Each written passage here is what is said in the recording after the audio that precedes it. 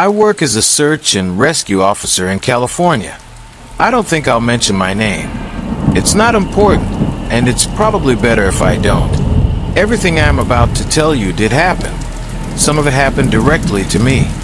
Some of it I know through reports and first-hand statements from people I've worked with for years. There are stories going around online about what's out there in the national parks. I've read a few of them. Most people treat them like campfire material or urban legends. That's fine. I'm not trying to convince anyone of anything. I'm just going to tell you what I've seen, what I've been told, and what ended up in our reports, even when we didn't know what to do with it afterward. Most SAR calls are boring. People get tired, get turned around, panic early, and make things worse for themselves. We find them a mile or two off trail, cold and embarrassed. Those calls don't stick with you. The ones that do are the calls where distance stops making sense. The first time that happened to me involved a 6-year-old boy. He was hiking with his parents and his older sister in a national park they'd been to dozens of times. Wide trail, good visibility, no steep drops.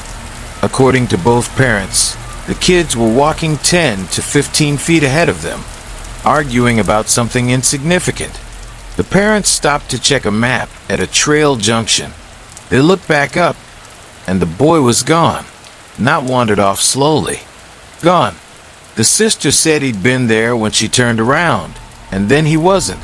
No screaming, no running sound, nothing crashing through brush. They searched for about 10 minutes before calling it in. We responded hard. Multiple teams, dogs, air support requested. His last known point was clear and recent, which usually means a good outcome. Kids that age don't cover much ground on their own. They get scared. They hide. They sit down. The dogs picked up his scent quickly. That part made everyone feel better. The trail was clean, and the track was strong. The dogs followed the trail for about a quarter mile, then stepped off to the right, into terrain that sloped downward and got rocky fast. That's where things stopped lining up. The set didn't scatter. It didn't loop. It didn't double back. It went straight for another half mile, and then just ended. No road, no clearing, no reason for it to end there. We expanded the search radius, then expanded it again. The terrain didn't allow for vehicles, and there were no signs of an adult presence. No footprints besides a child's, no drag marks, no disturbed ground. We searched for 3 days. On the 4th day, a call came in from a fire lookout crew operating in a completely different section of the park. They were reporting a child sitting near the summit of a ridge they accessed only by service road and foot trail. The location was just under 40 miles northwest of where the boy had gone missing. 40 miles. We assumed it was a different kid. It wasn't. When we got there, he was sitting on a rock outcropping just below the ridgeline, legs dangling, swinging his feet. He was wearing the same clothes he'd vanished in. No jacket, no pack, no shoes. His feet weren't bloody. They weren't even particularly dirty. He wasn't hypothermic. He wasn't dehydrated. He wasn't injured. He waved when he saw us. The medic checked him over while we secured the area. The boy kept asking when his parents were coming and whether his sister was still mad at him. No confusion, no distress. When asked how he got there, he shrugged and said, "I walked." No one pushed him on it right away. You don't interrogate kids in the field. We packaged him and got him out. The real questions came later. During the debrief, one of the officers asked him who he'd been with while he was gone. The assumption was that maybe he'd followed another hiker or encountered someone on a lesser-used trail, but he shook his head. Then he said, "I was with the dear man for a little bit." The room went quiet, but nobody reacted. Kids say things. You let them talk. Ask to explain. He said the deer man was tall and had antlers. He didn't say horns. He said antlers. He said one of them was gone and that the other one looked loose. He was asked if the deer man touched him. No, he said. He just walked with me. Asked where the deer man went. He said he can't go where it's loud. The boy said, so he left. Then, without being prompted, he added, he said he's not the bad one. Someone asked who the bad one was. The wolfman, the boy said. He said watch out for him. That phrase, watch out for him, was written down verbatim. The boy was reunited with his parents that night. Doctors cleared him. The story made local news for about a week, mostly focusing on the distance and the miracle angle. The deer man part never made it past internal notes. About a month later, I was assigned to a separate call in a different park. Lost hiker, adult male. We found him before nightfall, shaken but uninjured.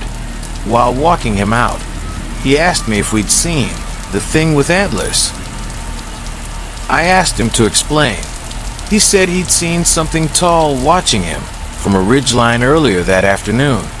Said it stood upright and didn't move when he yelled. He said he didn't think it was an animal because animals don't stand like that. I asked if it followed him. He said no. He said it stayed where it was and watched until he left the area. I didn't say anything back. There's nothing useful to say in those moments. A few weeks after that, one of the rangers who'd done a follow-up visit with the 6-year-old's family called me.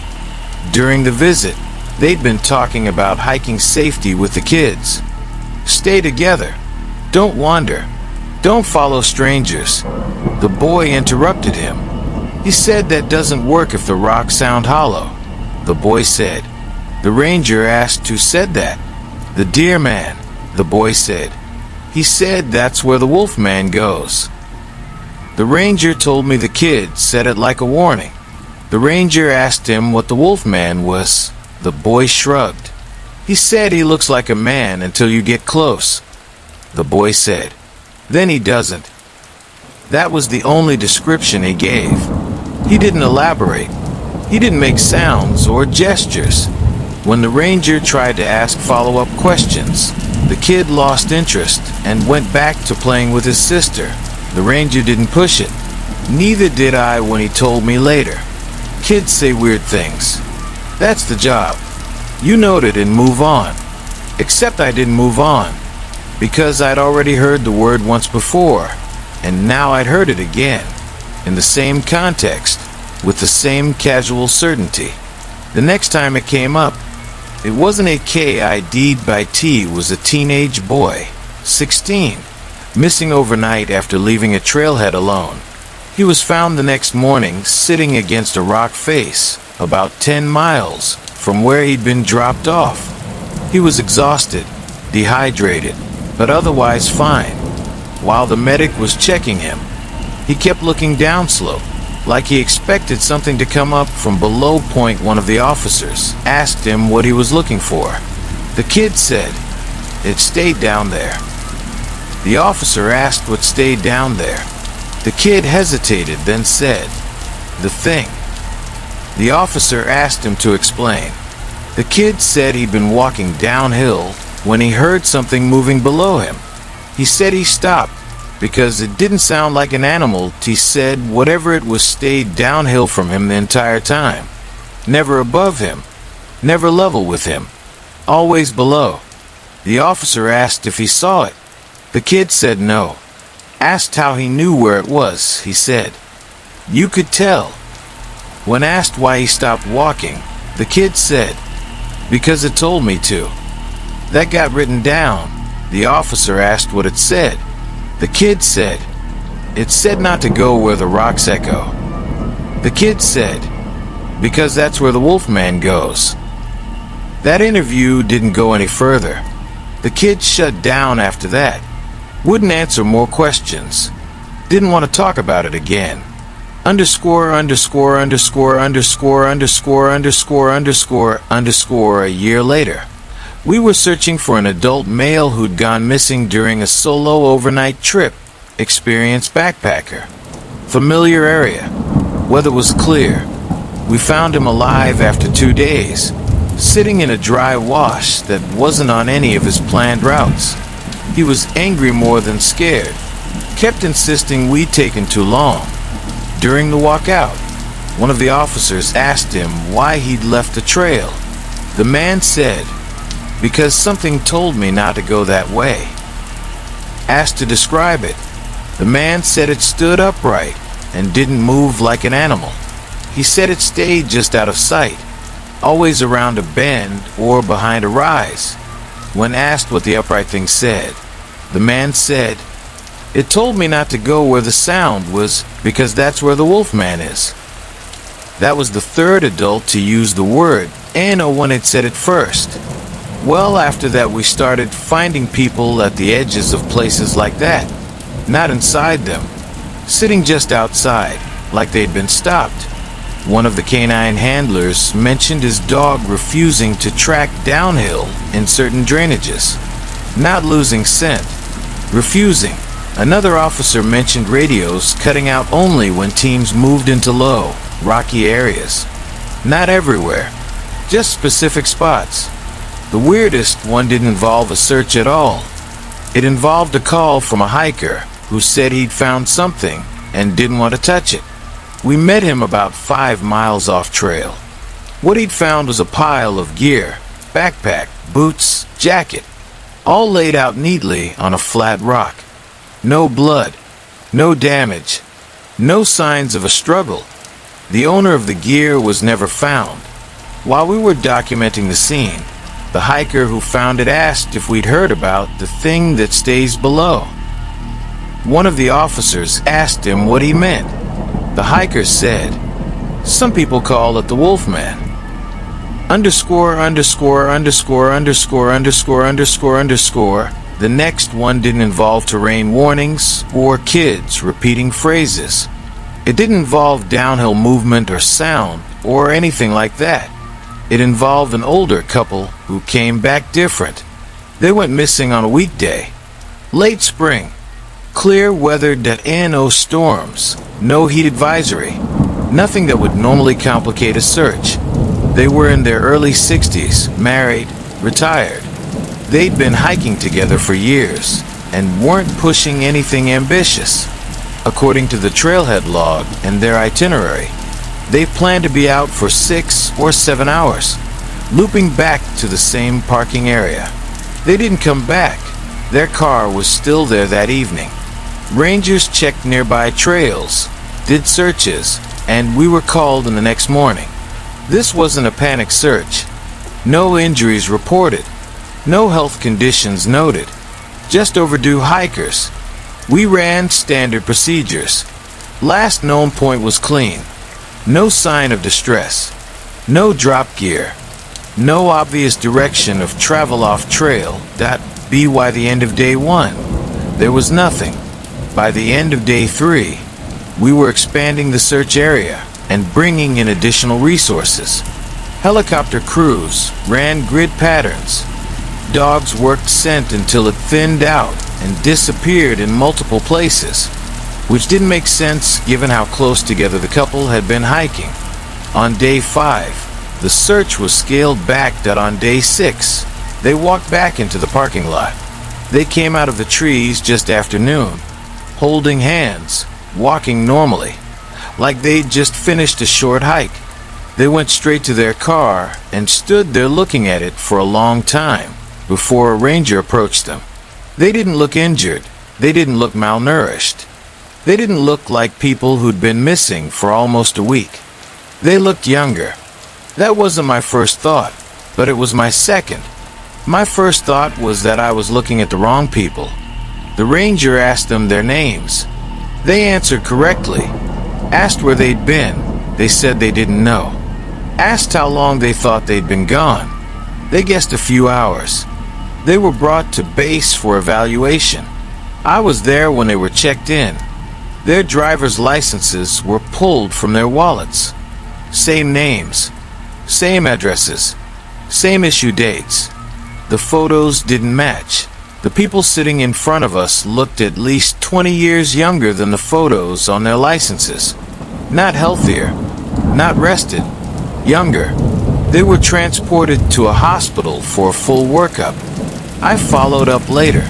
There was nothing medically wrong with them. No signs of cosmetic procedures and/or hormone treatments. No conditions that explained what we were seeing. When interviewed, they couldn't account for the missing time. They remembered hiking. They remembered stopping to rest. They remembered a bright light. They didn't remember being hungry. They didn't remember sleeping. They didn't remember walking back. They didn't remember us. What didn't make it into the official report were the statements from other hikers. Two separate groups came forward after the story hit local news. Both groups said they'd seen something unusual the day the couple disappeared. Point one group described a light above the tree line that moved in a slow, circular pattern. Not fast, not darting, controlled. They assumed it was a helicopter at first, but said it made no sound and stayed in the same place for too long. Another group said they'd seen what they described as a round structure above a clearing off trail. They said it lowered until it was just above the trees, then rose again and disappeared straight up. Neither group knew about the missing couple at the time. Neither group knew each other. When asked where they'd seen it, both pointed to the same general area. That area was within the original search box. We went back out there later. Nothing unusual. No markings no disturbed ground. No radiation readings outside normal background levels. No equipment failures. The couple moved out of state a few months later. I don't know where they went. I do know that every time I see an ID photo now, I look a little longer than I used to. Underscore, underscore, underscore, underscore, underscore, underscore, underscore, underscore, underscore, underscore. The next one doesn't involve lights at all. .it involves a box. We found it during a training weekend. Not a search, not a recovery. Just a multi-day navigation and response exercise in an area we use a few times a year because it's remote, difficult, and mostly untouched. No trails where we were operating. No campsites, and no reason for anyone to be there unless they were very lost or very deliberate. One of the teams radioed in that they'd found something unusual and wanted a supervisor to come look at it before they touched it. I was closest. It was sitting in the exact center of a clearing. A rectangular box, maybe 3 feet long, 2 feet wide, and about 1.5 feet tall. Wrapped tightly in red material. The color was what hit first. Bright, solid red. It stood out in a way that made your eyes lock onto it immediately. There were words written on the top in black marker. Do not open. All caps. No punctuation. No one touched it. We circled it first. That's standard. Look for wires, disturbed ground, tracks. There weren't any. The ground around it wasn't compressed. No footprints leading in or out. No drag marks. Nothing that suggested how it had gotten there. One of the officers joked that it looked like evidence from another case that had been dropped in the wrong place. No one laughed. Someone else said we should leave it alone and mark the coordinates. Another officer said it needed to be logged and removed. I remember standing there and feeling a very strong sense of dread. Well, one of the guys grabbed it, and we moved it anyway. That decision didn't sit well with anyone afterward. We used gloves. We used a tarp that we loaded it carefully and transported it back to base with the rest of our equipment. At base, it was logged as found property and placed in a secure storage room. Not evidence, technically. Just an item recovered from protected land with no owner. That's when the problem started. The first report came from a night shift ranger doing rounds. He said he heard something coming from the storage room. At first, he thought it was an animal, a raccoon or something that had gotten in through a vent. When he checked the room, nothing was out of place. He said the sound stopped as soon as he opened the door. The next report came 2 nights later from a different ranger. He said he heard voices, not clear words, but something close enough that he thought someone else was in the room. When he opened the door, it stopped. No one admitted to messing with it. No one had a reason to. A week later, one of the officers came in early for a shift and found the box turned 90 degrees from how it had been placed. The door had been locked. No one could explain it. We reviewed camera footage. The cameras didn't show the storage room interior directly, just the hallway outside it. Nothing entered or exited during that time. At that point, someone suggested opening it. That suggestion died immediately. No one ever officially said why we shouldn't. We just didn't. Every time the topic came up, it was shut down without discussion. Sometimes people would hear low sounds coming from it. Not always voices. Sometimes something like growling. Sometimes like something shifting weight. Once, during a storm, the power went out briefly. When it came back on, the alarm in the storage room was tripped. The box was in the same place, but the red wrapping had a crease in it that hadn't been there before. We contacted outside agencies, if you're wondering. The police, the FBI. The FBI declined to take custody. They didn't say exactly why. Another agency sent someone out, looked at it, asked a few questions, and left. No follow-up. Eventually, the decision was made to return it to where it was found. Although we didn't say it, I think we all knew deep down we had to get that thing away from us. We took it back out under supervision and placed it exactly where it had been sitting before. We left immediately. The next time we ran training in that area, the clearing was still there. The box was gone. We don't talk about it anymore. But every once in a while, someone from outside our department will ask if anyone ever opened it. The answer is always no. And the reason is always the same. We all had a very bad feeling. Underscore, underscore, underscore, underscore, underscore, underscore. The next one started as a routine nuisance call. People camping near one of the backcountry sites had reported hearing animals moving through camp at night. Rangers initially wrote it off as an unusually bold pack of coyotes and advised campers to secure food and stay inside tents after dark. The calls kept coming. Not attacks. Not property damage. Just noise. Howling that went on for hours. Not a single animal calling, but several, overlapping in a way that didn't sound random. People described it as coordinated, like they were responding to each other. We were asked to go out with a ranger team and do a night patrol, mostly to reassure people and confirm what we were dealing with. We went out just after sunset, 4 of us. Radios, headlamps, standard gear. We heard them before we saw anything. The sound didn't come from one direction. It moved. One call would start to the east, another would answer from uphill, another from behind us. The spacing didn't match coyotes. Too wide. One of the rangers said they sounded closer than they should have been. We cut our lights and stood still.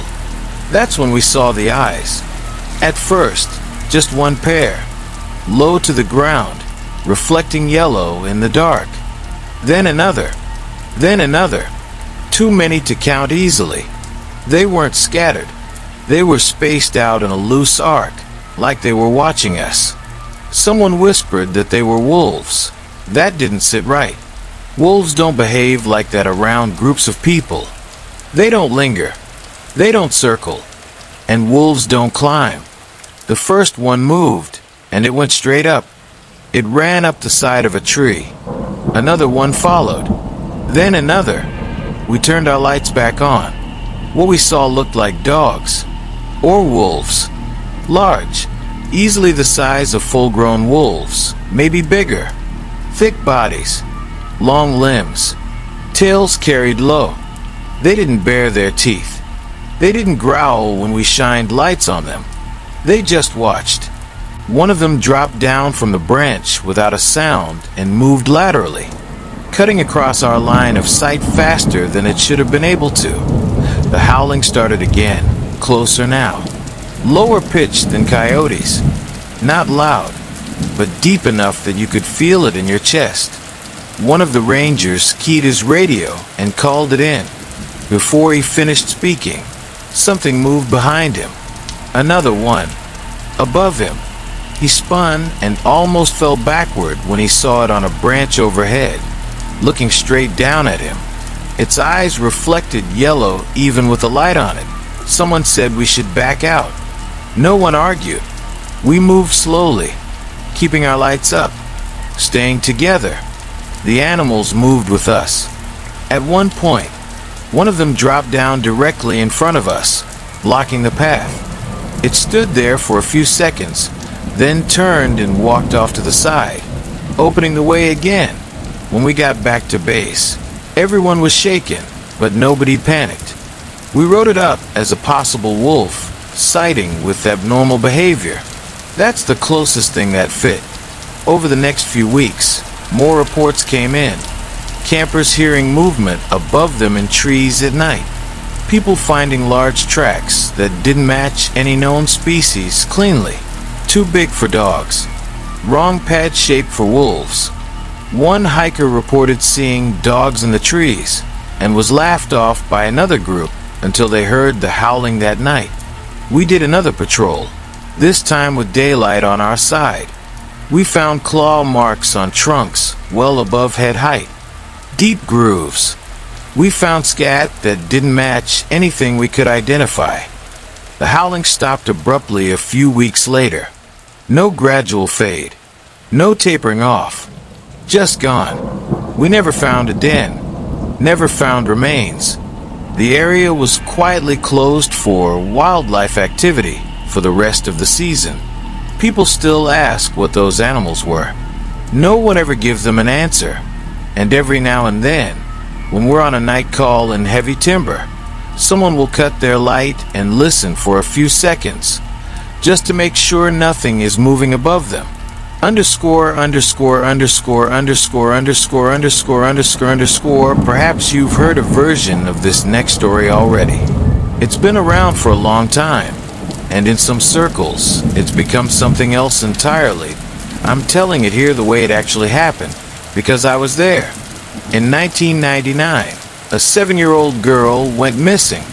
It was a day hike. Midday. Good weather. A trail busy enough that you don't expect things to go wrong, but not crowded. Her parents had taken her out dozens of times before. They weren't careless people. They weren't distracted. They didn't do anything unusual. They stopped for a minute to adjust their packs. The girl was a little ahead of them on the trail, still visible. When they looked back up, she was gone. No scream. No sound of running. No movement through brush. Nothing. They searched for her themselves at first, calling her name, moving up and down the trail, checking side paths. After about 15 minutes, they called it in. We responded quickly. When a kid goes missing, everything changes. You don't wait. We treated it as a potential abduction almost immediately. That wasn't paranoia. That was procedure. The terrain didn't support a simple wandering off scenario, and there was no clear downhill route where a child would naturally drift. We locked down the area. We pulled people off the trail. We brought in dogs. We set up grids and expanded them. We canvassed everyone who'd been nearby that day. We even took another man into custody. He'd been hiking alone. He'd been seen near the family shortly before the girl vanished. His timeline didn't line up cleanly at first. He didn't resist when we stopped him. He didn't act nervous. He answered questions calmly. He was cleared within 24 hours. There was nothing tying him to the disappearance. No evidence. No inconsistencies that held up under scrutiny. We searched for weeks. Dogs lost the scent in places that didn't make sense. It didn't fade gradually. It just ended. We found no clothing, no disturbed ground, no indication she'd gone uphill, downhill, or off trail in any meaningful way. Nobody said it out loud, but we all knew what we were thinking. Her parents never acted like people in denial. They never accused us of not trying hard enough. They never yelled. They thanked us every time they saw us. They brought food. They remembered names. They kept searching. Even after the official search was called off, they came back. At first every week, then every month, then a few times a year. They walked the trails quietly, methodically. They didn't cross into closed areas. They didn't interfere with anything. They just walked. Years passed that I'd still see them sometimes. Older, slower, still looking. Then one year, they stopped coming. I noticed because I'd grown used to them being there. Time moved on. 9.5 years later, I was on a solo daylight patrol near Ridge Rock. Not a search, just checking trail conditions and signage after a storm. The creek below was running high, loud enough that you had to raise your voice to be heard. I saw her sitting on a flat rock near the edge, legs swinging, looking down at the water. She was alone, yellowish hair, light jacket. My first thought was that she didn't belong there by herself. I approached slowly, and I asked her if she was okay. She turned and smiled. I asked her where her parents were. She shrugged. I asked her if she was lost. She said no. Her voice sounded normal. Not scared, not confused, just young. I asked her name. She told me. It was the same name. That didn't hit me all at once. At first, it just registered as familiar. Names repeat. Kids share names. That's normal. I asked her how old she was. She said 7. I asked her how long she'd been there. She said, not long. I asked her if she'd been hiking with someone. She shook her head and said, I was just sitting. I told her we needed to walk back to camp together. She stood up and took my hand without hesitation. As we walked, I asked her if she knew her parents' phone number. She nodded and recited it from memory. That's when the pieces started to line up. I called the number. It rang. A man answered. I said, Sir, this is search and rescue. I have a little girl here who says she's your daughter. There was a pause on the line. I handed the phone to the girl. She smiled and said, Hi, Daddy. There was a long silence. Then the man said, very quietly, Where are you? She said, I'm with a nice man. We're walking. I took the phone back. I told him where we were. There was another pause. Then he said, We're on our way. They arrived about 40 minutes later. A man and a woman got out of the car and stood there, not moving. They looked older than I remembered, worn down, careful in the way they walked. The girl waved and said, Hi, Mommy. The woman covered her mouth with both hands and dropped to her knees. The man didn't move at all. They stared at her like they were afraid she'd disappear again if they blinked. I stood there watching them, and that's when it hit me. It was the same little girl. She hadn't aged a day. The parents came forward slowly, like they were approaching something wild. The woman knelt down and touched her daughter's face, her arms, her hair, like she needed to confirm she was real. The man asked, Where have you been? The girl shrugged. She said, With friends. The woman asked who. The girl hesitated. Then she said, They said not to tell too much. They said it might scare you. There was no explanation that made sense. There still isn't.